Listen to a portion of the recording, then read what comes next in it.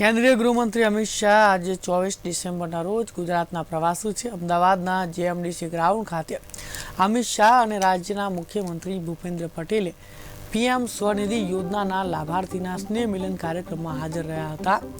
ત્યારબાદ અમદાવાદથી કલોલ પહોંચ્યા હતા, જ્યાં તેઓએ ગાંધીનગરના પાનસર ગામે 3.5 કરોડના ખર્ચે નવનિર્મિત તળાવનું લોકાર્પણ કર્યું।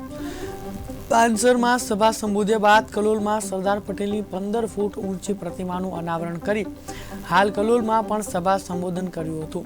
હવે રેલવે ગ્રાઉન્ડ સાબરમતી અમદાવાદ ખાતે ગાંધીનગર જન મહોત્સવ અંતર્ગત સાંસદ ખેલ મહોત્સવમાં પહોંચ્યા હતા। અમદાવાદ કેન્દ્રીય ગૃહમંત્રી અમિત શાહ ગુજરાત પ્રવાસે પહોંચ્યા હતા। લોકોને કોરોનાથી સુરક્ષિત કરવાનું કામ કર્યું।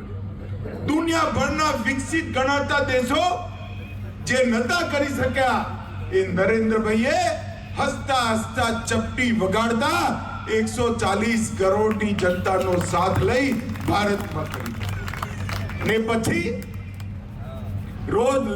રોજ કમાતા હોય, રોજ ખાતા હોય, આખા જીવનની મૂડી પૂંજી એક નાનકડા ધંધા રોજગારમાં લગાવી હોય, 2 વર્ષ ધંધા બંધ રહ્યા, એમના ખાવા પીવાનું 20 કરોડ લોકોને કોરોનાથી સુરક્ષિત કરવાનું કામ કર્યું।